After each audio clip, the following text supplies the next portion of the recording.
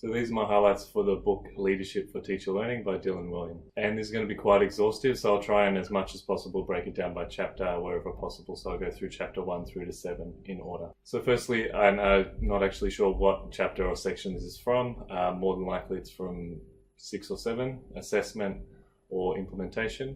But basically our school is going to PLTs or PLCs or whatever you call them, back to groups of teachers talking about teaching. And I liked the way that he set it out is that the majority of time is used in grade-based or subject-based teams. And then once a month, teachers get together across faculties and discuss pedagogical practices and ideas, without the sort of sharing the same grade or sharing the same content area. And he said that basically once a month is about as often as possible for teachers to really engage with one idea due to being so busy. And this also fits with the edureading idea that we're trying to approach reading an academic article once per month and meeting in teams not based around school, location or anything else, but entirely based around the core business that we do of pedagogy. And then I don't have an image for this one, but chapter 1, the main takeaway for me was that you can't really go policy shopping across countries and that everything works somewhere, but what you're looking for are things that work across settings, across contexts, and across, I guess, in theory, the world. So chapter 2 is about teacher quality, and there were a lot of really interesting things around the ways that people are trying and continue to try to analyze and assess and kind of make clear the way that a teacher who is effective not only is doing things, this leaves that for later, but even just how to work out who are the better teachers, the highly effective versus the lower, less effective teachers. So as part of that, he talks about teacher observation. And this is something I've been really interested in kind of what's the best observation method or strategy or rubric or whatever it could be. And he ultimately says, perhaps the best known system of classroom observation is the framework for teaching developed by Charlotte Danielson. And he provides some others, which might be worth looking at. But ultimately, as a result of reading this chapter, it became clear that observing teachers to try and work out their quality is basically a waste of time, or at least very expensive and therefore untenable at any scalable approach, really. You could do it probably with one teacher if you're really concerned about them, maybe, or if you thought one particular teacher was a really high performing teacher. But other than that, I mean, across a whole cohort of teachers, it seems ultimately like a big waste of time. At least currently. Obviously in the future we'll improve our practices and work out, and this research will continue, but at the current point it's really not where it needs to be to do it reliably. And to prove that, we've got here Hill et al. 2012 discussed previously suggested we need to have each teacher observed teaching 6 different classes and have lessons observed by 5 independent judges, a total of 30 independent observations of teaching practice. So obviously if you just think of that, even for 3 teachers, that's a lot of time committed by professionals who need to know what they're talking about firstly, so you need to source them, but also the cost would be exorbitant and untenable. And as it says here, basically it's not possible, and I believe that to be true based on my reading from this article. And just as an aside, he backed up something that I've studied as part of my grad cert of educational research, which is that incentives don't really work for teachers as well as they do for other groups. Still in chapter 2, he talks about the reliability of student surveys and student information. And he spoke about wrote about the Dr. Fox effect, which is basically that even if you train an actor to be engaging, but to talk complete nonsense and kind of the content was mostly irrelevant for a lot of the study, students couldn't tell the difference between a confident and engaging speaker, whether they were basically providing high quality or low quality information to the students. They couldn't work it out, or they couldn't tell the difference because the person was so engaging they sort of let it slide, which is interesting and also throws a wrench into any kind of observation or any putting too much weight into student opinion surveys or their interpretations of what good teaching is. And then furthermore, he speaks about tying incentives to teacher performance scales, and he provides the example of Campbell's law, which is basically that the more you use a quantitative test to affect cultural change, the more the culture will come to game that system essentially. will be subject to corruption, pressure, and more apt it will be to distort and corrupt the social processes it is intended to monitor. So basically, you better hope that your teaching observation tool is perfect, because teachers will come, at least while you're there observing, will come to be able to reproduce whatever behaviours you want those to be. And the real difficulty here is that we're not exactly sure what best practice teaching is exactly. We've got some rough ideas of what it looks like, principles of instruction, direct instruction, and so forth.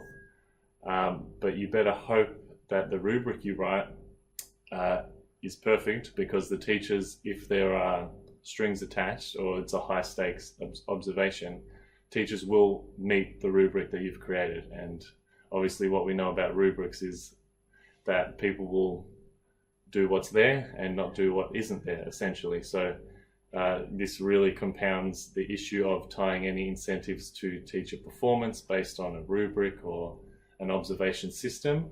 And really you're putting a lot of faith in the observers, and you better hope that the observers have an understanding of education that can be backed up really strongly by educational research.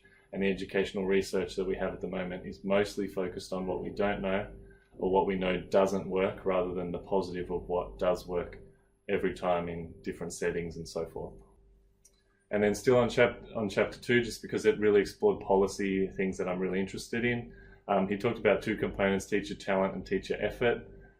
So to get, basically, if teacher talent was the issue, you'd have to get rid of teachers and replace them with at least moderately level talented teachers. If it's teacher effort, he says, as he says here, basically there's very few teachers that aren't working as hard as they could be. So the thing that they may be lacking is ways that they could improve. So that's obviously the whole point of the book, that's what you should focus on. And then to further labour the point, there actually was a study that did show that it could be established that you could evaluate teachers and kind of reward those who are the best, but it was something like $150,000 per teacher for the intervention. So it could kind of work, sort of, if you were giving, your whole GDP to education. It might be possible to actually do a teacher incentive program that was successful. And as he says here, teachers have little wins built into their day by teaching a student, seeing them progress. Those are kind of why we're in it as teachers, rather than for any monetary gain. Obviously, monetary gain makes it easier to devote as much time as you would like to education. So chapter 3 is learning from research, and it's basically giving you a bit of a primer on the educational research that's out there, and as practitioners, how best you should engage with it. And I think I said this earlier, but the question shouldn't really be what works, for the simple reason that in education, just about everything works somewhere and nothing works everywhere. And so, at the other extreme, there are those who want to improve their practice but think that educational research is a waste of time, are likely to go nowhere, because unless they are very lucky, they'll spend time improving aspects of their practice that do not benefit their students. So if you're not engaging with research, or at least peripherally trying to understand how to improve your practice based on the knowledge base that exists, it's basically potluck, and you better hope that you've picked the thing that happens to be right. And from what we know about education, the most popular thing is, as so far as at least the last 10 years of which I've been aware of it, the things that are most popular tend to be flash in the pan, catchy, but not that effective at an educational level. They're fads in the same way that there are fads in fashion in every other field and endeavour. This really got me thinking. I'll read it. Indeed, it appears that medical practitioners are at least guilty of basing their practice on weak or non-existent evidence by prescribing for their patients treatments that are at best unproven and at worst proven to be ineffective. I think that's definitely true of teachers.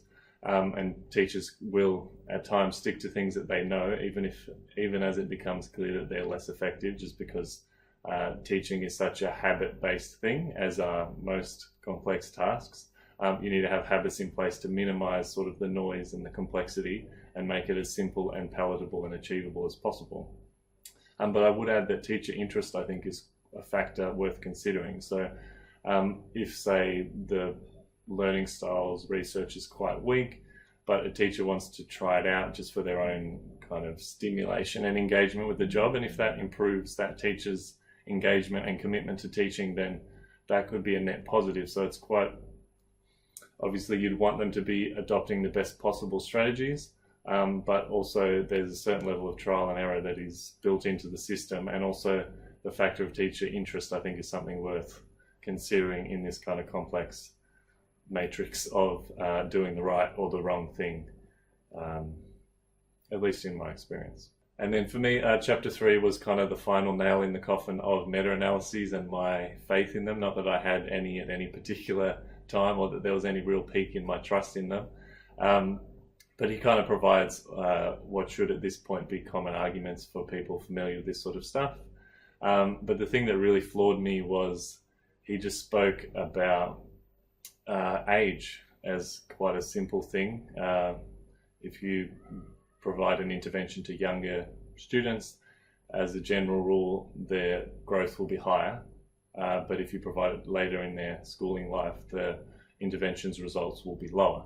And Marzano and Hattie's work, according to him at least, don't actually control or account for the age of the participants of the studies. And to me, that in and of itself is enough to make the meta-analyses null and void, as well as all the other aspects which I could go into depth about, but that's not really of interest here. And this is the graph that sort of drives that home. Annual growth compared to age, and these are standard deviations. So basically, the younger you are, the more effective things will be, because that one intervention might be the most impactful. And I think obviously this information is really important for literacy intervention. You really want to lock down the way to a certain level, and obviously I'm all for teacher autonomy, but it might even be something where I feel it should be mandated, whatever the best agreed upon research-based literacy teaching product is, be it phonics or whole language or whatever. Obviously it seems pretty clear there's phonics, but what method or what product you use or what approach within the sphere of phonics is up for debate, I guess. But I feel that should be as much as possible nailed down, because as you can see from this graph, these students are most not only vulnerable, but the most kind of where it would have the greatest impact. And if you get that point right, and in Victoria, the early childhood gains that we've made recently with Year 3 kinder being brought in would help with this, but it's sort of something where I think the pedagogy would have to be mandated, which is something I wouldn't hold for any other sort of intervention group, but at the younger years I think it might be that important. And so obviously, as you can see here, the previous graph kind of illustrates itself, but this also is for Dylan. He's talking about the meta-analyses, and you can see how therefore this would have quite a big impact on a meta-analyses effect size. And also this, at least I could be wrong, but I believe this is why there's so few studies at the secondary school level. At least in my experience, it's been quite difficult to find those based at the secondary school level. There's a great deal at university.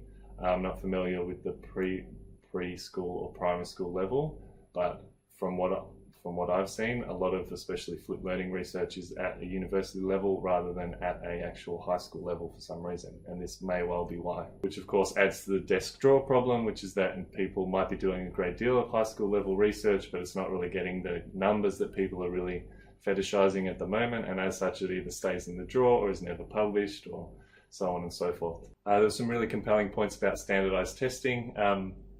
As it says in my little note in the margin, standardized tests are insensitive to instruction, which is a phrase that they used.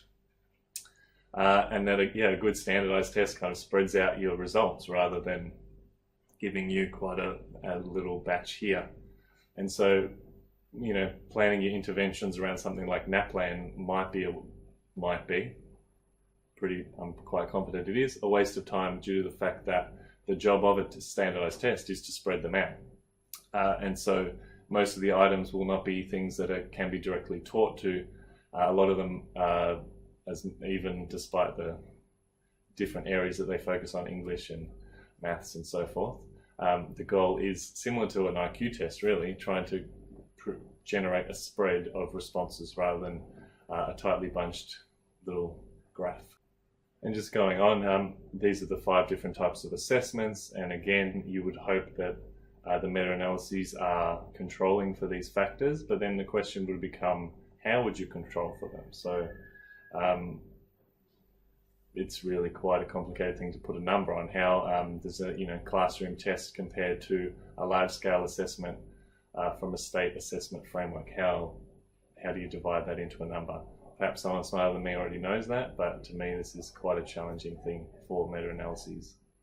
He does talk about how effect sizes are better than the null hypothesis, and I've never really understood null hypothesis until reading this book, so that was nice to kind of put the pieces together. Obviously, being an English teacher, I'm coming to these maths elements from a slightly less intimate approach, so it's not something that I'm unable to do. And then obviously a lot of debate around education has been on comparing teaching to medicine, and he made some really interesting points about in medicine, most of the studies are pretty clear cut. I gave patient X drug Y and he was the effect. But I think a really good analogy would be that teaching would be most best compared to something like a complex brain surgery due to the range of complex factors. So just saying I delivered differentiation to class X and the results were Y isn't really sufficient based on a whole range of things: context, student makeup, streaming, teacher experience. There's just a million different things involved.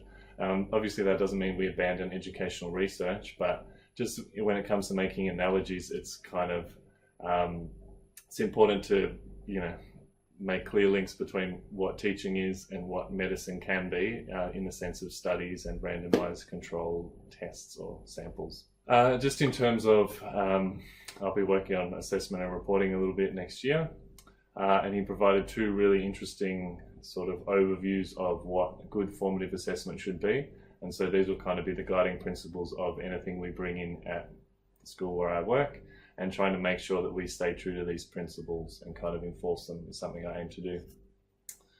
So they are embedded in the teaching and learning, shared learning goals, help pupils to recognize the standard they're aiming for, self-assessment, provides feedback to peers and kind of gives them what's the next steps. It's underpinned by confidence that every student can improve, so that means avoiding labels and kind of preconceived ideas.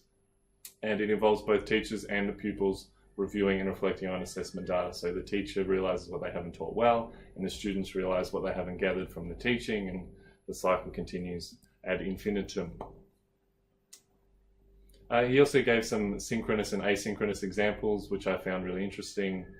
He talks about peer-to-peer and the 2 stars and a wish, which is something I've heard him talk about before and something I think is really worth talking about in my school. And then he's basically just talking about kind of creating a culture of metacognition where the students reflect on what they did and how they could do better and those sort of things, which is something, of course, we're all aiming for. And then this is another assessment-based structure. So we've got a clear vision of the target, examples and models for strong and weak work. So your examples and non-examples from the sort of cognitive load theory language. Regular descriptive feedback, teach students to self-assess and set goals. Design lessons to focus on one learning target or aspect of quality at a time. Teach students focused revision. So obviously that would be retrieval-based practices, and engage students in self-reflection and let them keep track and share their learning. And then this is just about kind of the 3 most cost-effective things you can focus on as a school, and those are feedback, peer tutoring, metacognition, and self-evaluation. So feedback, you'd be looking at Dylan Wiliam. Metacognition and self-evaluation, you're probably looking at sort of Project Zero type stuff. Peer tutoring would be linked to feedback, I imagine. But basically those 3 things, they're all kind of quite closely linked, not surprisingly, to this sort of formative assessment idea, but they're all cost-effective and cheap things that a school can be doing. And so these are at least 3 ideas of what a school can set their agenda to. We've done a lot of at our school, or spoken about rather. And he also talked about the cultural aspect of it. So in some, it's just sort of, I guess it's linked to meritocracy really, whereby if a student is finished, they therefore should get more work so that they can increase. And the question of the achievement gap is sort of something worth considering, I think, because if you have the approach of meritocracy where the best become the greatest, roughly speaking, the students who are most able will get more work and will become further and further more able, which will increase the achievement gap. Even that it's tricky because that's good for those students, and then you have to hope that you're helping these ones. So I guess it's, it's trending in a positive direction in that the top students are getting more information, but it's also increasing the gap. So it's a more complex question, I think, than one for a teacher to answer, to be completely honest. But this is the sort of stuff we engage with every day, and it's quite complex.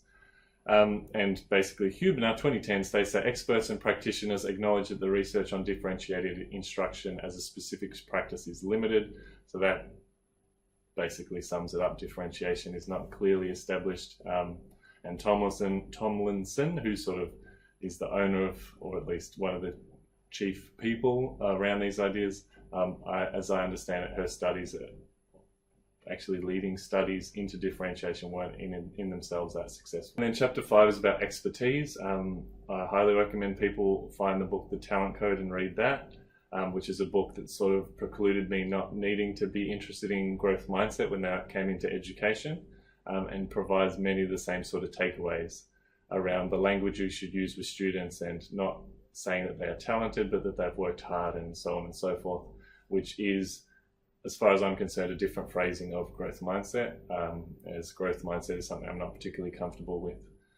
And so he actually talks about Malcolm Gladwell's The Outliers, the book. It's not called The Outliers, but Outliers, which is a book I might get around to reading at some point. And that's sort of where the 10,000 hours of practice to become a master come from.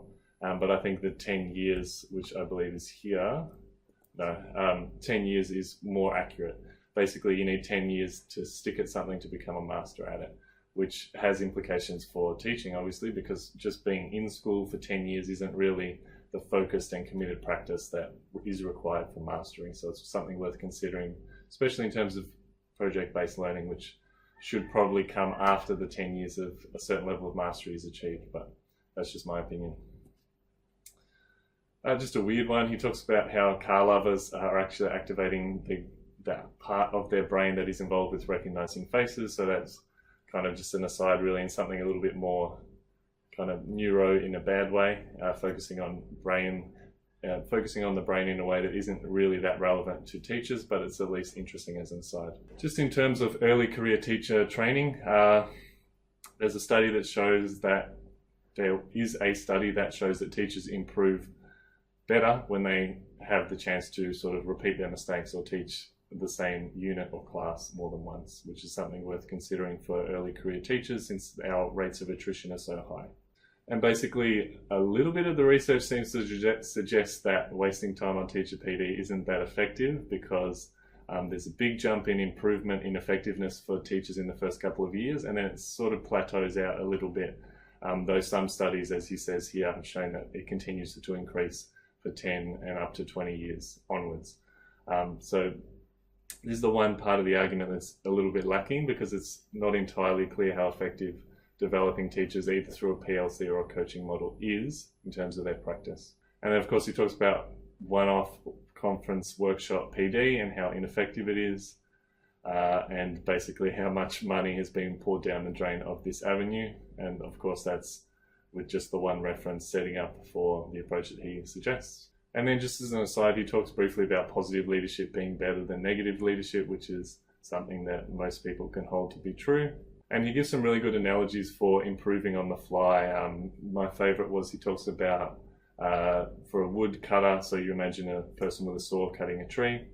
Often it's better to stop sawing to sharpen the saw to improve the actual process rather than to continue sawing. And so that's sort of the approach that you might take to a coaching conversation with a teacher.